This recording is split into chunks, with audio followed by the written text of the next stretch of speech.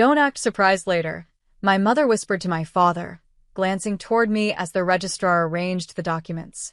Right after the signing, we're all moving into her apartment. While she's distracted here, I've already moved most of our things in. I stood a few feet away, bouquet trembling slightly in my hands, my face calm. But inside, something cold unfurled. They thought I hadn't heard. They thought I was still the quiet, obedient daughter who tolerated everything. Hi everyone, my name is Clara Reeves. I'm 25, and today was supposed to be my wedding day, a new chapter. Instead, it became the day I saw my family's true faces. The hall was filled with friends, coworkers, and distant relatives. Everyone believed my family adored me, the perfect picture of support. None of them knew that they'd been draining my savings for years, hiding behind guilt and family duty. I'd bought that apartment after working 3 jobs and saving for half a decade. It was supposed to be my safe space, the only thing that was truly mine. And now they wanted to take it like everything else. The registrar's voice broke through my thoughts. Do you, Clara Reeves, consent to this union? I glanced at my family, at my mother's smug smile, my father's expectant nod, my brother's arrogant smirk, all waiting to celebrate what they thought was another victory over me. I smiled. Calm, composed. Yes, I said, my voice steady. But not to the man you think. The room fell silent, and that's when the laughter began. Every head in the room turned toward me. Even the registrar froze mid-pen stroke. My mother blinked, her confident expression faltering. What do you mean, not to the man we think? She demanded, voice cracking just enough to betray her panic. I let the silence stretch for a moment, savoring the confusion that had replaced their arrogance. Then I spoke evenly. I mean, I'm not marrying Daniel Carter, the man you picked because his father owns half of your company. I'm marrying someone else. Someone who doesn't want my apartment, my savings, or my silence. Gasps rippled through the crowd. Daniel's face turned crimson. This isn't funny, Clara, he hissed. It isn't a joke, I said calmly. The man I chose is the one who actually stood by me when I was being used. You remember Michael, don't you? The lawyer who handled Grandpa's estate. Michael stepped forward from the second row, tall and composed, holding a different set of documents. Good morning, everyone, he said with a polite smile. Just to clarify, these are the legal papers for our union, filed last week. Clara wanted today to serve as both a farewell and a fresh start. My mother's face drained of color. You can't do this. We made plans. I tilted my head. Exactly. You made plans about my money, my apartment, my future. I simply made my own. Murmurs turned into laughter from the guests, not cruel, but approving. My father muttered something about embarrassment and appearances, but for the first time in years, I didn't care. Because this time, I wasn't the one being humiliated. My mother's lipstick-smudged smile twisted into fury. You've lost your mind, Clara. That apartment was for all of us. You promised we'd live there as a family. I turned to her slowly. No, Mom. I promised I'd help until you got back on your feet. But you never wanted stability, just control. Michael placed a thin leather folder on the registrar's table. These, he said evenly, are notarized transfer papers, legally securing Clara's apartment, bank account, and business shares under her sole ownership. Effective today. My father lunged forward. You can't. Those funds are family assets. Michael didn't even blink. Mr. Reeves, the accounts were opened in Clara's name with her independent income. You've been accessing them using a power of attorney she revoked 3 weeks ago. The room fell deathly silent. My brother scoffed. You're bluffing. I turned to him, my voice razor-sharp but calm. Check your account balance, Aaron. He frowned, pulling out his phone. Seconds later, his expression collapsed. The joint card, it's frozen. Yes, I replied. Consider it part of the new budget plan. Whispers spread through the guests. My aunt leaned toward another relative. She finally stood up to them. I overheard. For once, I didn't shrink from the attention. I looked straight at my mother. You've spent years reminding me that family means sacrifice. I just never realized the sacrifice was supposed to be only mine. The registrar, clearly unsure if this was still a wedding, cleared his throat. So, do we proceed? I smiled faintly. Oh yes, I said, signing the new papers with deliberate grace. Today's the day I marry my freedom. The applause was quiet at first, then thundered. The ceremony ended in chaos. My mother stormed out first, muttering something about public humiliation. My father followed, face red, whispering threats about family reputation. And my brother? He lingered just long enough to sneer, "You'll regret this, Clara." But I didn't. The moment I stepped outside the registry office, a rush of cold air hit my face, clean, freeing, and real. Michael took my hand gently. "You handled that better than I expected," he said with a small smile. "I've had years of practice," I replied.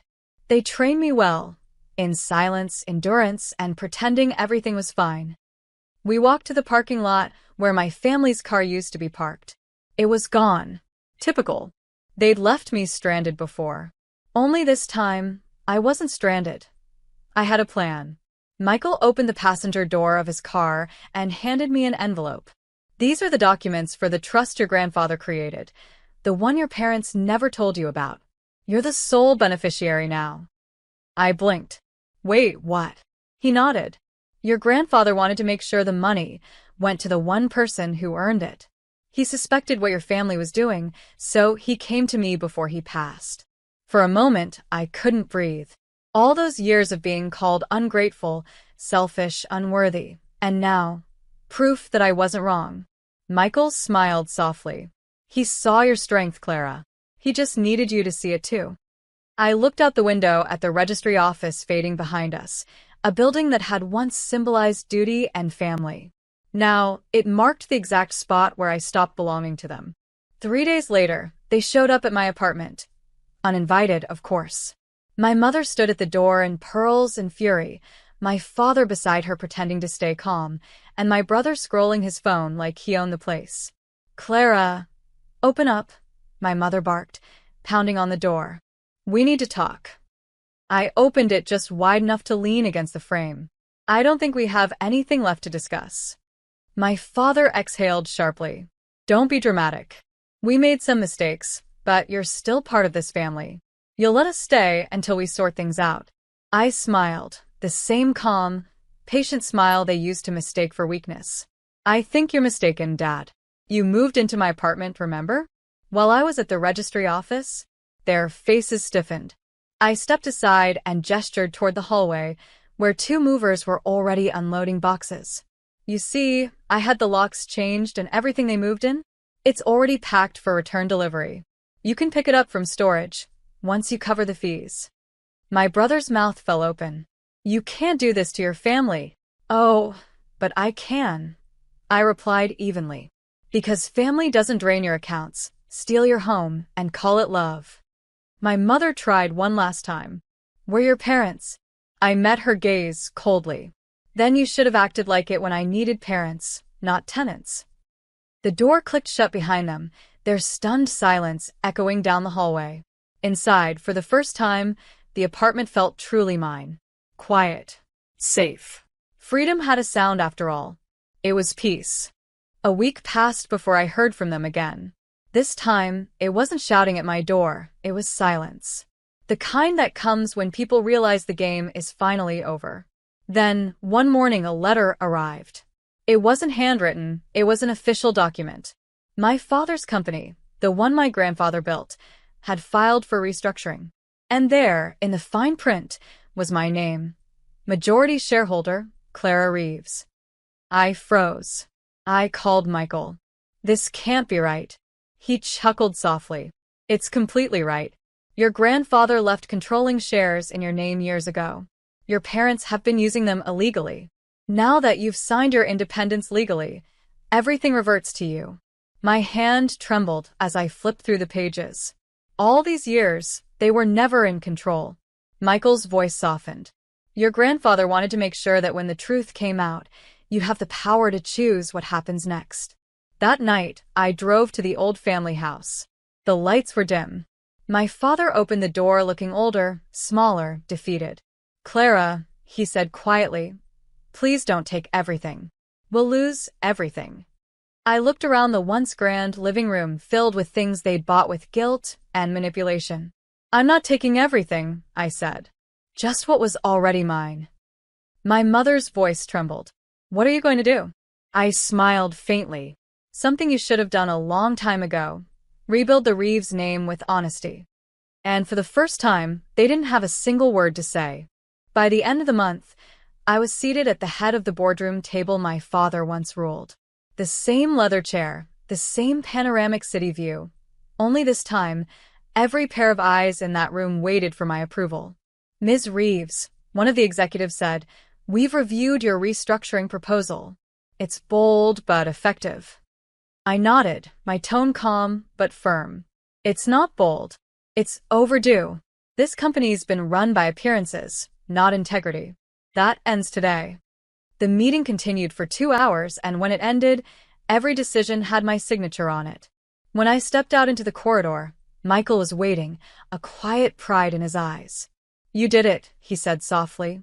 No, I replied, adjusting my blazer. I just stopped pretending I couldn't. Later that evening, I hosted a small charity dinner. Not for investors, not for show, but for the hospital that had treated my grandfather in his final days. Halfway through the evening, I felt a familiar presence. My parents stood at the entrance, hesitant, unsure if they were welcome. I walked over. You came, I said simply. My mother's voice trembled. We wanted to see what you've done. It's remarkable. I smiled faintly. It's what happens when you stop letting people decide your worth for you. My father lowered his eyes. We were wrong, Clara. I know, I said gently. But thank you for finally saying it. For years, they'd taken my silence as surrender. Now, my calm made them listen. Because power spoken softly is louder than any apology shouted too late. A month later, I returned to the registry office, the same place where everything had begun. Only this time, I wasn't the naive daughter pretending not to hear my family's schemes. I was Clara Reeves, CEO, majority shareholder, and the sole legal owner of everything they once controlled. Michael stood beside me, calm and proud as the clerk handed me a final set of documents. These will finalize the asset transfers, she explained. After today, no one can make any claim on your estate. I signed my name slowly, the pen gliding with the ease of closure. Outside, my parents waited, not with arrogance this time, but uncertainty. My father spoke first. We lost ourselves somewhere chasing money and pride. I just hope you don't lose your kindness. I met his gaze evenly. Kindness doesn't mean letting people break you. It means forgiving without reopening the door. My mother's eyes glistened. You've become someone we can't even recognize. I smiled softly. No, Mom. I've become exactly who I was supposed to be. You just never looked close enough. When I walked away from them, the air felt lighter. For the first time in years, there was no guilt, no fear, just peace. Michael slipped his hand into mine. You okay? I'm more than okay, I whispered. I'm free. As we drove down the coastal road toward the setting sun, I thought about my grandfather, the only one who'd ever believed in me.